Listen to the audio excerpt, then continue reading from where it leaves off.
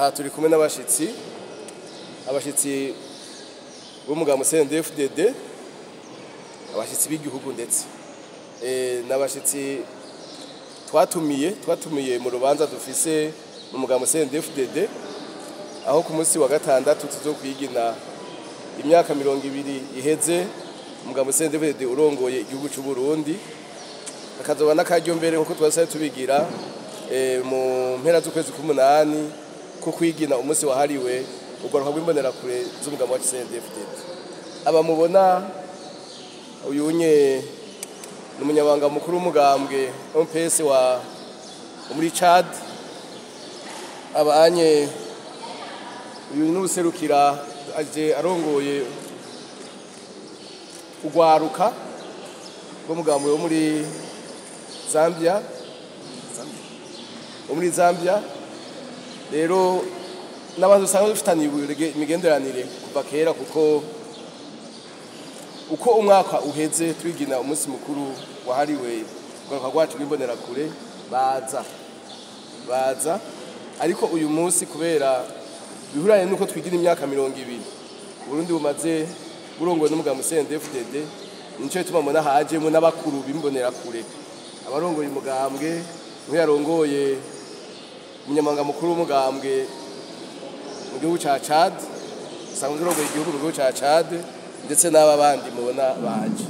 Nuko niko rugendo rwabazanye, tugiye kumarana iminsi 3 guhera uno munsi gushika itariki 30 tuzobatembereza hejuru yuko tuzosangira ibiganiro tuzotangura ejo gushika no ku munsi wa 4 wa 5 watatu tubagira urubanza nyezina, tuzona batembereza dufata kanya tubatembereze hari abavyifuje kugira ngo babone aho igihugu cy'u Burundi kigeze nyuma y'imyaka 20 kirongowe n'umugambi wa CNDD-FDD.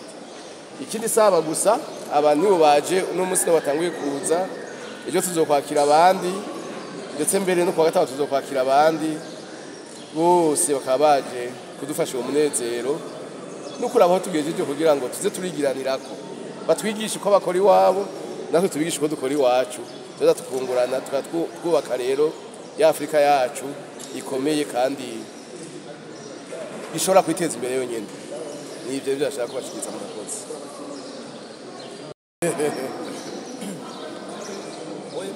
Bonjour. Merci beaucoup. Ah oui, vous venez participer à la cérémonie parti au pouvoir CNDD-FDD. Et pourquoi avez-vous choisi de joindre le Burundi dans cette cérémonie et quelle est votre attente dans cette cérémonie? Merci. En tant que secrétaire général du mouvement patriotique du salut, nous sommes venus à une forte délégation du Tchad à l'invitation du secrétaire général du CNDD-FDD.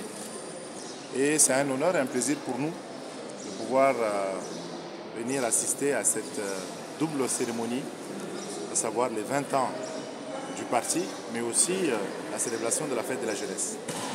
Le MPS, qui est le parti au pouvoir au Tchad, sous la houlette du maréchal Mohamed Idriss Déby Itno, a une relation qui est très fraternelle avec le peuple et le président burundais. Et donc nous sommes venus pour magnifier cela.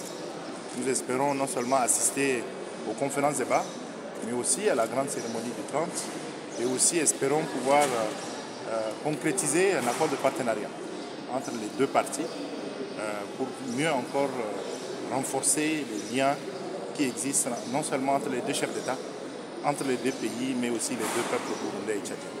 C'est l'objet principal de notre palais et nous sommes fiers parce qu'on se sent chez nous ici. Le MPS, ça fait déjà plus de 5 ans que chaque année envoie une délégation ici pour la fête de la jeunesse. Aujourd'hui, c'est le secrétaire général qui est venu avec un certain nombre de hauts cadres. Nous sommes venus pour vraiment renforcer ce lien-là. Et je suis sûr que la cérémonie va très bien se passer et que les relations vont se renforcer entre les deux parties et les deux peuples. Merci beaucoup.